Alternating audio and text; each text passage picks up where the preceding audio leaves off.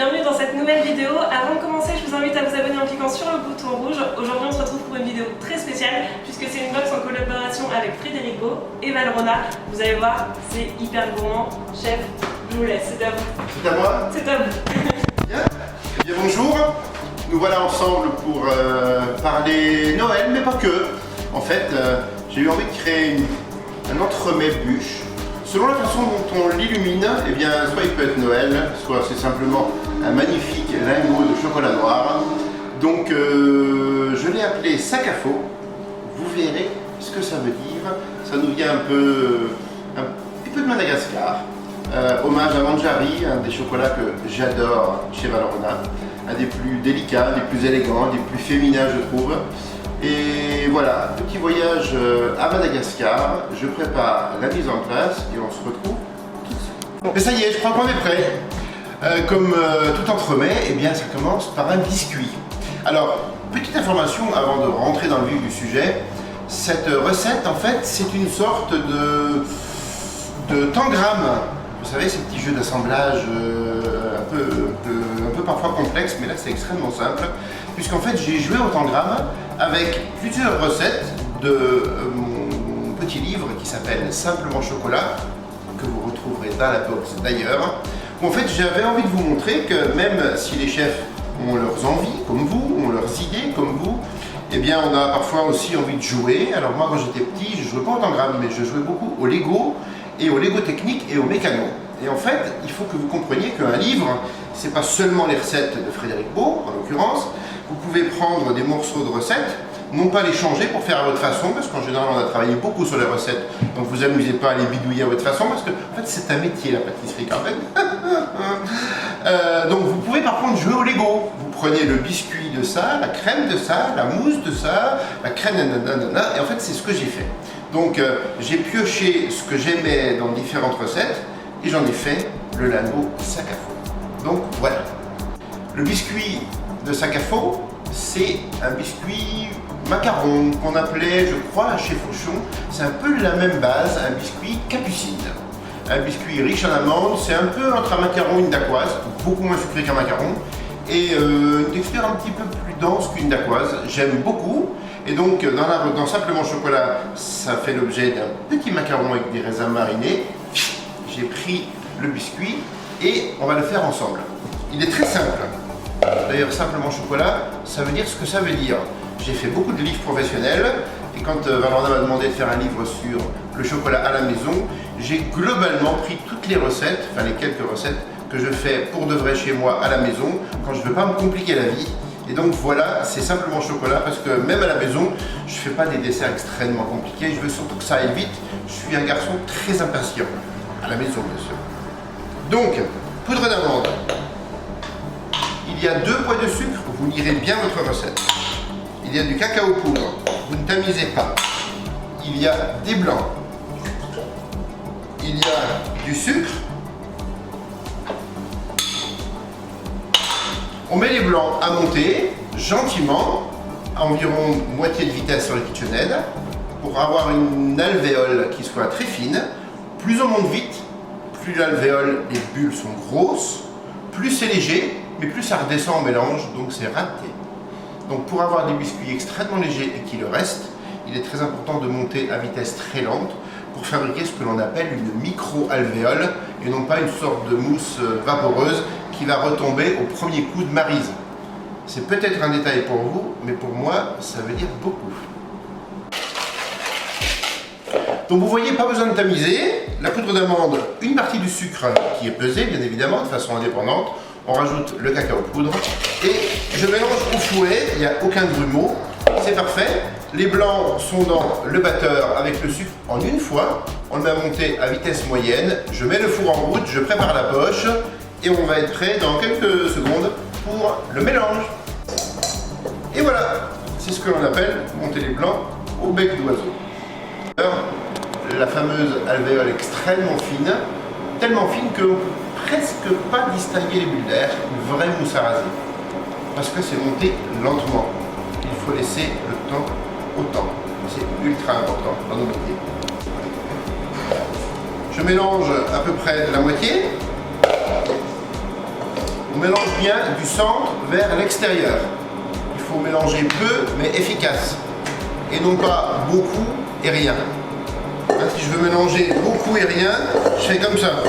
Et là, je peux mélanger environ 2 heures. Je vais me retrouver avec une dacquoise hyper lourde, immangeable, parce que tout simplement, la recette est bonne, mais le procédé de mélange n'est pas efficace. Ça, c'est ce que j'ai appris en apprentissage chez Bourguignon. On met la deuxième quantité.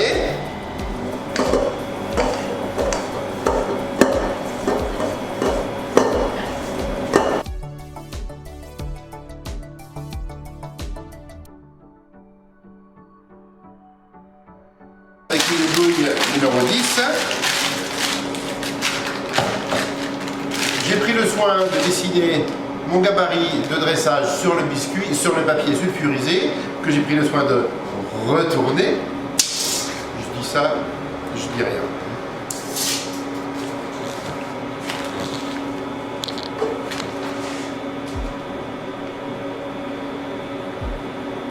Les biscuits sont dressés un tout petit peu plus petits. On les retaillera bien sûr au couteau si nécessaire. La recette, quand elle est bien faite, on ne peut pas monter moins de 100 g de blanc pour avoir une recette correcte. Donc en fait, s'il vous reste un petit peu de pâte, eh bien vous ferez exactement ce que je suis en train de faire. Vous allez dresser vos 3 biscuits et le reste, vous en ferez des petits macarons. Et en fait, la pâte revient à sa recette d'origine, puisque dans Simplement Chocolat, c'est une pâte qui sert à faire des macarons.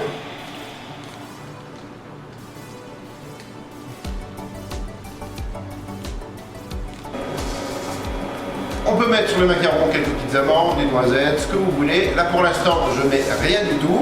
C'est pas nécessaire de rajouter du sucre. On fait pas des macarons gerbet, on fait des macarons façon marronnier. Donc voilà.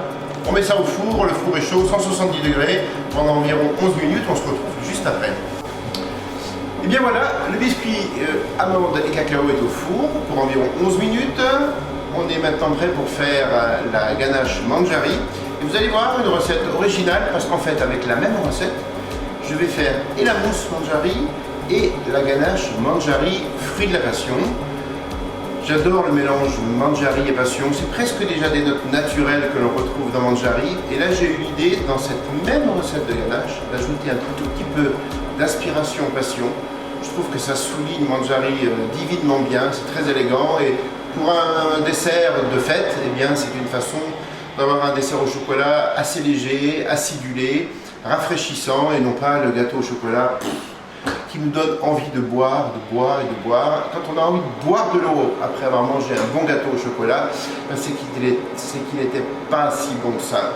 Un bon gâteau, on doit avoir envie de le délecter et non pas envie de se rincer la bouche. J'ai ici manjari, inspiration passion. J'ai la crème, je fais bouillir la crème, je vais faire la ganache manjari et vous allez voir, il y a des petites astuces. Et bien voilà, la crème est bouillie. Vous savez, quand on parle de Frédéric Baud, on m'appelle souvent Monsieur Émulsion. Alors c'est pas moi qui l'ai inventé, hein. L'émulsion a été découverte en 1824, je crois. L'émulsion, elle a été découverte dans le monde de la pharmacie pour fabriquer des onguents. Une façon que l'on a trouvée, la seule et l'unique d'ailleurs, que l'on a trouvé pour mélanger très intimement de l'eau avec de la matière grasse. On fait des pommades, des crèmes de comté, etc. C'est toujours une technologie extrêmement utilisée. Les fromages, les mayonnaises, les ganaches, les mousses de chocolat, les crèmes brûlées et que sais-je.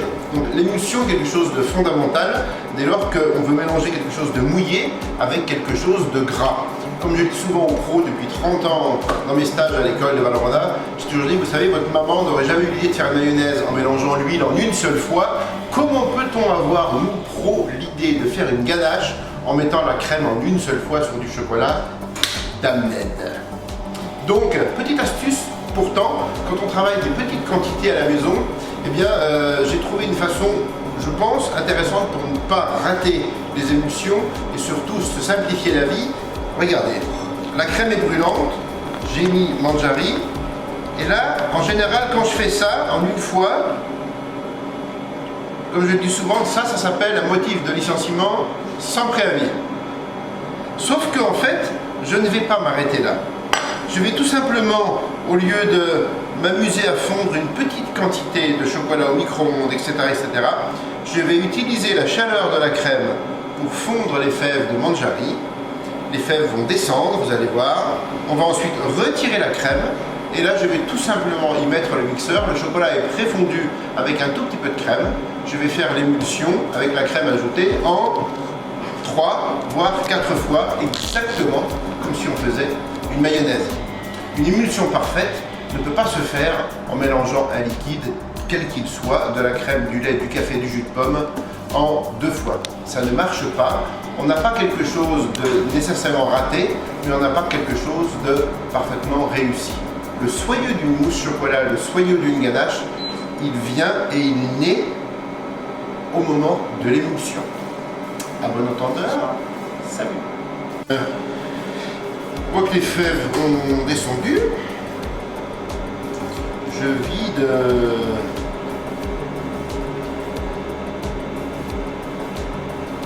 c'est filmé ça? Tu le vois? Ouais. Donc on voit pardon, ouais. On retire le maximum de crème, on voit que le chocolat est fondu. Et là maintenant, on démarre l'émulsion.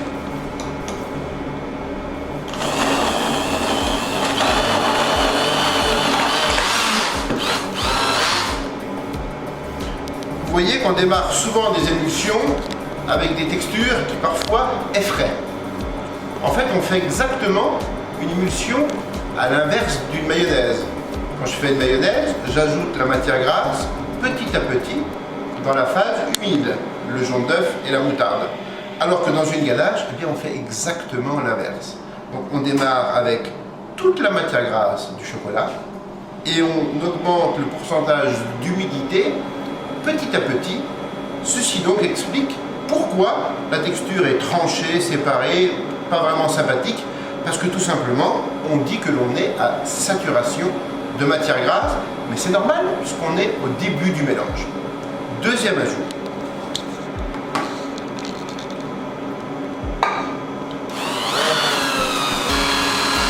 Et là vous allez voir, comme par magie, eh bien, juste avec beaucoup de friction et un tout petit peu plus de crème, j'ai quasiment rejoint mon point d'équilibre eau et matière grasse. Et là, l'émulsion commence à démarrer parfaitement bien. Vous le voyez, une élasticité incroyable. Le soyeux de la mousse, c'est là qu'il naît. Troisième ajout.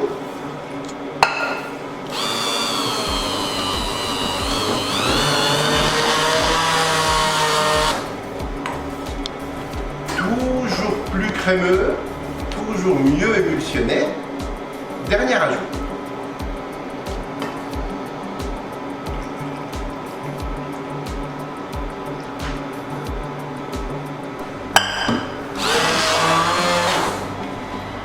Regardez, on a un mélange parfaitement élastique, la température est bien chaude et pourtant l'émulsion est parfaite. L'émulsion, c'est pas très sensible à la chaleur, jusqu'à 80 degrés sans aucun problème.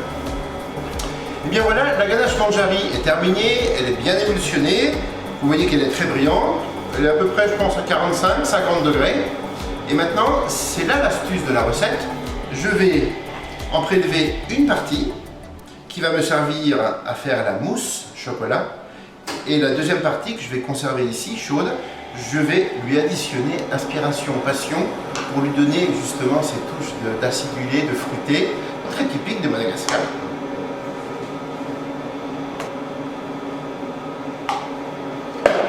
Voilà, j'ai ici 300 grammes de ganache pour la mousse chocolat, il me reste 200 grammes. Et j'ajoute Inspiration Passion.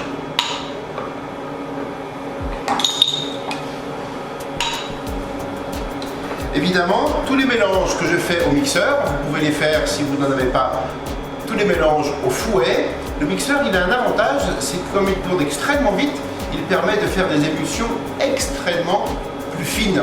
Mais avec un fouet, ça fonctionne très bien. Avec un mixeur, ça fonctionne très bien. Donc la ganache est environ à 40-45 degrés. Si besoin, vous prenez le soin de le passer au micro-ondes quelques secondes pour être bien sûr qu'on puisse terminer l'émulsion avec l'inspiration passion et la ganache Manjari. Ensuite, on va prendre le soin de la couler sur une plaque. Vous pourrez, le cas échéant, le couvrir avec un film au contact pour éviter qu'elle ne croûte. On la laisse cristalliser environ 30 minutes et vous allez voir, elle est ensuite spatulable, voire dressable à la poche.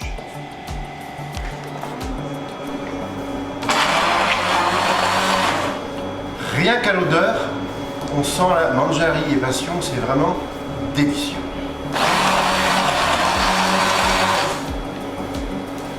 Voilà. Vous voyez, la ganache est toujours extrêmement crémeuse. On va la laisser cristalliser. J'en profite d'ailleurs pour ne pas oublier de vous dire, n'hésitez pas à utiliser dans cette fabuleuse gamme de chocolats à pâtissier de Valrhona, d'utiliser des chocolats comme Inspiration Passion et bientôt d'autres vont la rejoindre. Eh bien, vous pouvez les utiliser pour parfumer des sauces, pour aromatiser et non pas que et uniquement les utiliser purs. Ce sont des fabuleux produits pour aromatiser et pour créer des émotions nouvelles en fait. Et on la reprend juste après. Et bien voilà, la ganache est cristallisée, coulée sur la plaque.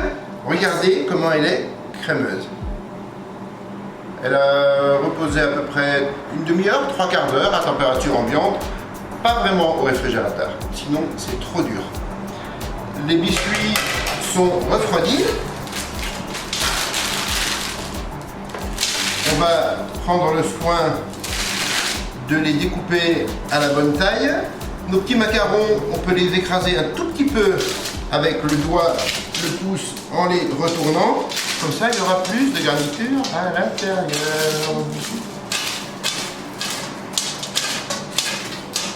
Et voilà. Maintenant, on va fabriquer l'insert de notre lingot bûche. On va maintenant fabriquer l'intérieur de notre lingot. Vous voyez, il faut qu'il y ait environ un espace de 5 mm tout autour des biscuits.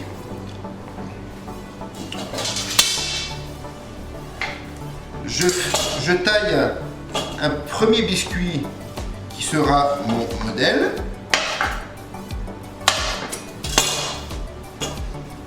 Regardez. Voilà. Là, je suis sûr que mon montage va être très facile à faire. Je peux par conséquent l'utiliser comme un modèle de découpe. Et voilà. Les 3 biscuits sont découpés à la bonne taille. Je vais maintenant les enduire régulièrement de ganache.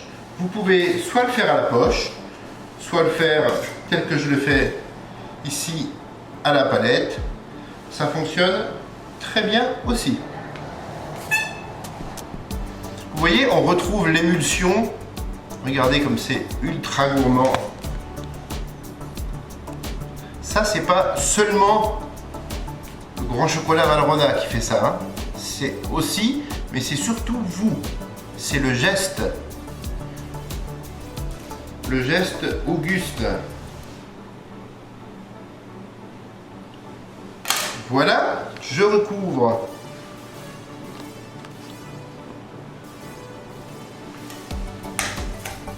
avec le deuxième biscuit. Oups.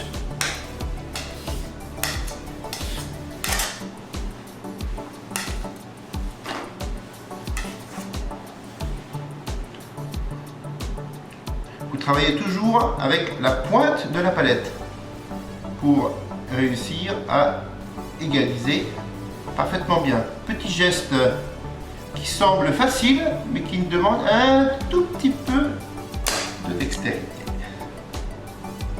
On ajoute le troisième biscuit, on écrase un petit peu, on vérifie si le tout est bien plat.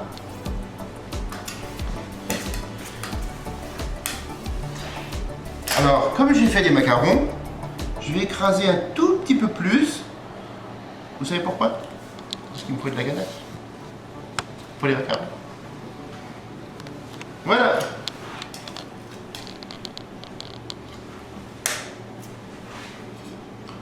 On le lisse parfaitement bien. On va le mettre quelques instants au congélateur pour juste le durcir un tout petit peu, pour tout simplement pouvoir l'insérer au montage très facilement. Pendant ce temps-là, je garnis les petits macarons, ils seront prêts pour le café. L'intérieur va durcir, je mets la crème à monter pour ma mousse Mangiari, 100 g de crème à monter avec les 300 g de ganache Mangiari. On va les mélanger de façon un peu réfléchie et le montage est terminé. Voilà. Eh bien, notre lingot est au congélateur, il est en train de cristalliser un petit peu pour nous faciliter tout simplement le fait de l'insérer dans la mousse. Je retrouve ma ganache Mangiari, je l'ai juste tiédie, elle est à peu près à 35-40 degrés. J'ai monté la crème fleurette mousseuse, pas trop lourde. Vous savez, une crème, ça monte de façon pyramidale. On la monte, on la monte, on la monte, on la monte, et au bout d'un moment, elle ne peut pas monter plus haut. Qu'est-ce qu'elle fait? Elle descend, elle descend, elle descend, elle descend. On la redescend un petit peu quand on veut la travailler à la poche, puis quand on veut faire du beurre, on la redescend complètement. Mais quand on fait une mousse chocolat, on demande quoi à la crème? D'être la plus légère possible. Donc, on l'appelle mousseuse. On mélange les 100 g de crème regardez, grâce à la température et à la crème montée mousseuse, on n'a pas de grumeaux de crème, on n'a pas besoin de mélanger violemment. Tout ça, ça se fait en douceur. La crème est onctueuse, la ganache pas trop chaude. Et regardez, tout ça, ça se fait en pleine harmonie. Harmonie du couple, un nouveau mode d'évasion. Donc voilà. Vous voyez, en quelques coups de maryse, la mousse est mélangée. Un signal très important dans le monde des mousses au chocolat. Vous voyez que la mousse est terminée, il n'y a plus aucune trace de crème. Pour autant, elle est brillante, elle est encore souple. C'est le signe que la température était bonne. La mousse doit cristalliser dans son moule et jamais dans le cul de poule, sinon on va la faire retomber.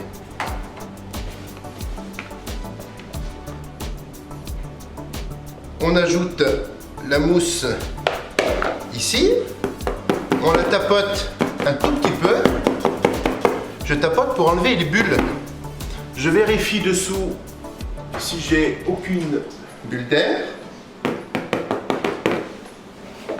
Et je ressors mon lingot.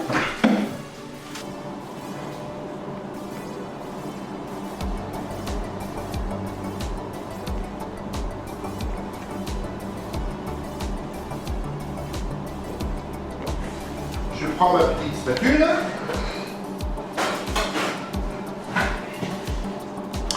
Vous aurez un tout petit peu plus de crème. On ne peut pas faire des toutes petites quantités de mousse. C'est juste impossible. On écrase bien. Si par hasard vous voyez apparaître sur le côté un tout petit peu le biscuit tel que vous le voyez ici, ce n'est pas grave du tout. On écrase bien ça. On peut le faire un tout petit peu plus haut puisque à la congélation, la mousse en cristallisant va perdre un tout petit peu de volume. Voilà.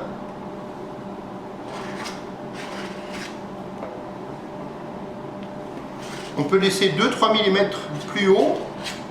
Naturellement, ça va s'écraser. Voilà.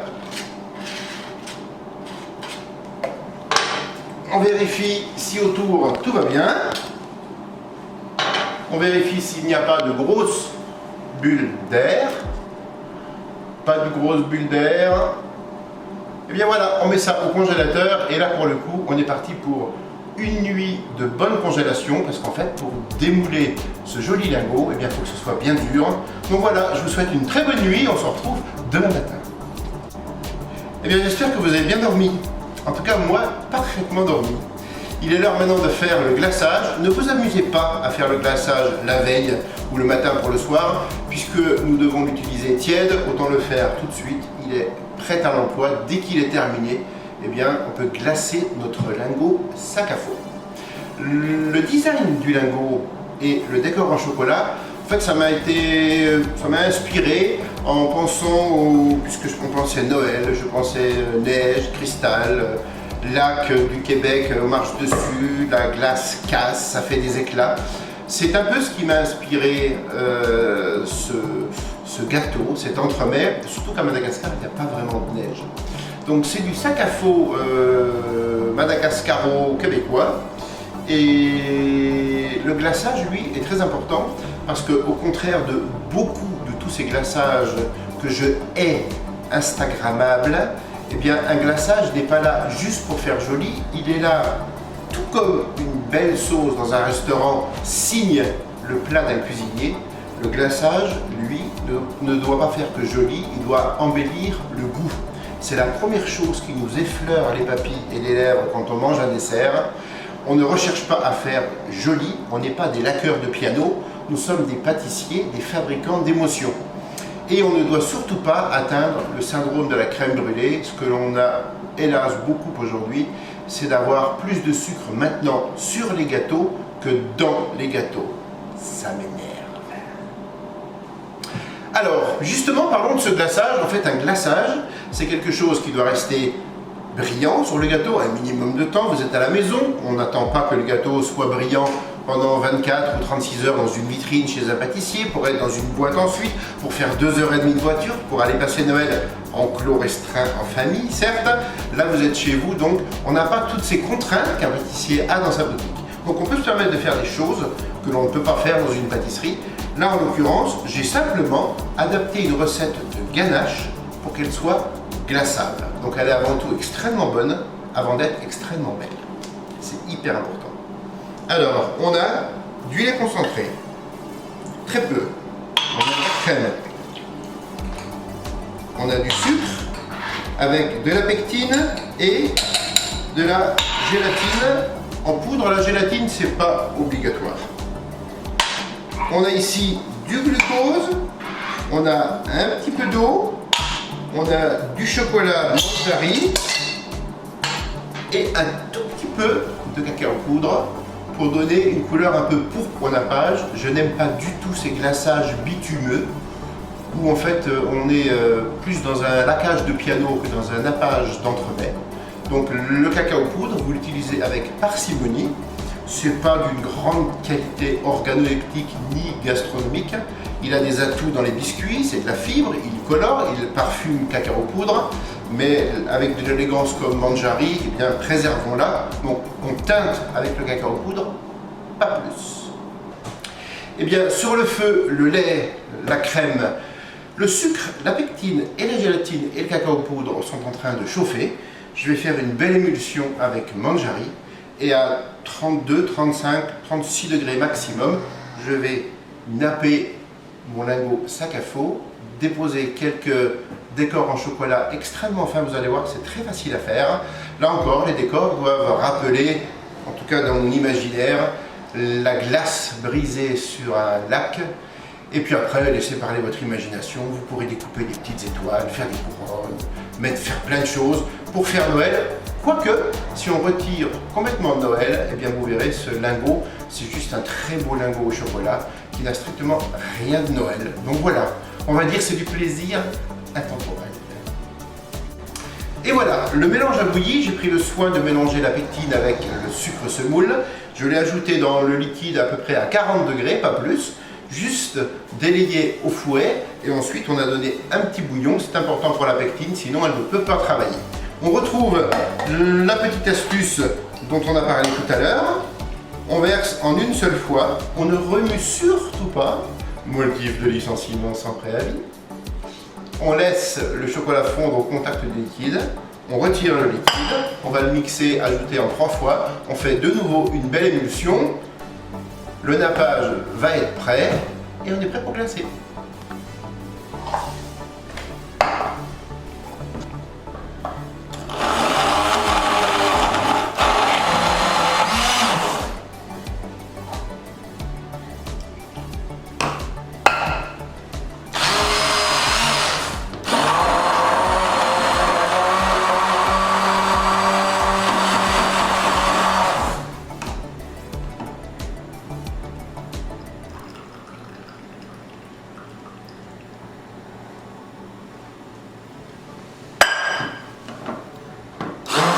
regardez, on est à 50 degrés. C'est bien trop chaud pour glacer ma bûche. Si vous n'avez pas de thermomètre, ça ne fait pas partie des choses compliquées à acquérir. C'est hyper important si on veut réussir quasi à chaque fois ces recettes.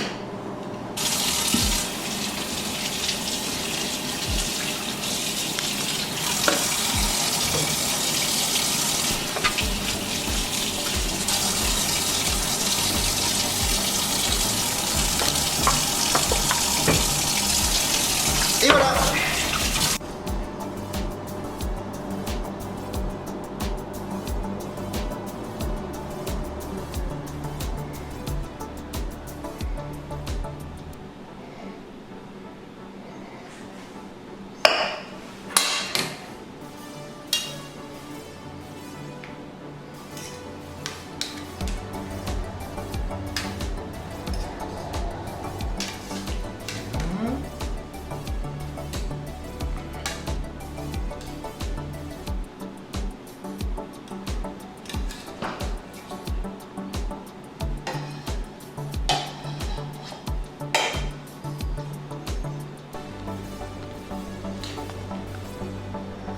Et voilà,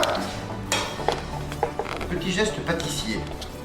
La palette, on la met en biais et on racle le nappage. Regardez, c'est comme un rasoir. Vous voyez, s'il y a un endroit où il n'y a pas de glaçage, c'est pas dramatique puisqu'on va mettre des cristaux de chocolat. Mais vous voyez, le principe, c'est qu'on emmène le glaçage dessous la bûche pour avoir vraiment un décor,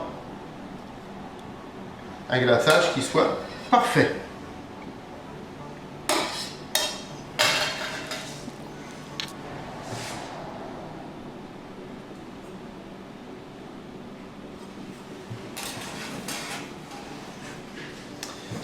Et bien voilà, le gâteau est nappé.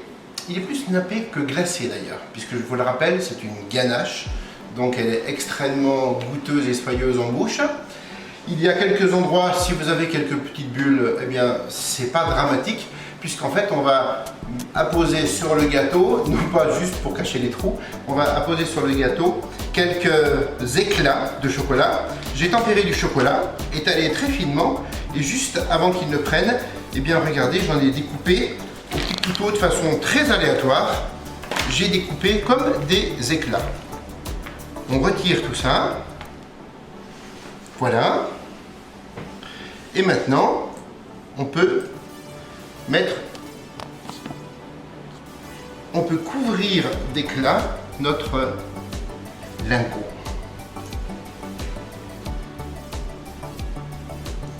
On en met au bord. J'aime beaucoup l'idée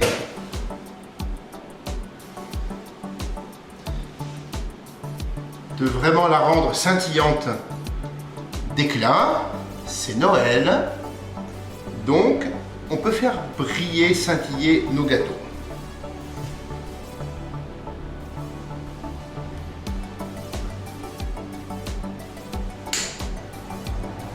Choisissez quelques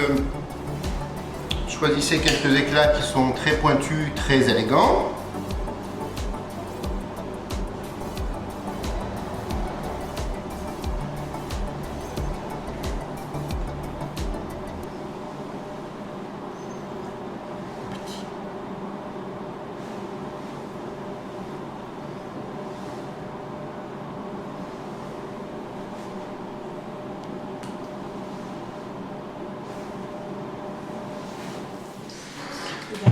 Anaïs, oui. Est-ce que ça te plaît? Bah, pas qu'un petit peu, mais j'ai hâte d'aller goûter ça maintenant. C'est vrai. Je pense que je vais me régaler. Et je pense que les gens qui vont réaliser cette box à la maison vont aussi se régaler. Donc vous n'avez plus qu'à, hein, c'est parti. Et puis... Moi j'ai envie juste de vous dire quelques mots. C'est en pâtisserie, on dit toujours que c'est compliqué. Non, en fait c'est pas compliqué puisque c'est tellement précis que tout est pesé, il y a des thermomètres. Donc c'est beaucoup moins difficile de se planter en pâtisserie qu'en cuisine. Parce qu'en cuisine il y a énormément de sensoriel, d'instinctif. En pâtisserie c'est cadré. Donc vous lisez les recettes non pas en diagonale. Puis j'espère que cette petite salle de jeu que je vous ai créée avec Sac à Faux, basée sur l'utilisation des recettes de Simplement Chocolat, eh bien, que cette idée va vous séduire, que vous allez faire des beaux gâteaux, que vous allez prendre du bonheur et que surtout, vous allez en donner beaucoup à celles et ceux que vous aimez. Soyez prudents, sortez couverts, prenez du bonheur, vive le chocolat, vive la gourmandise et à bientôt peut-être. Merci et on vous Anaïs. souhaite de bonnes fêtes. Merci chef. Bonne fête. Bye Au bye. revoir.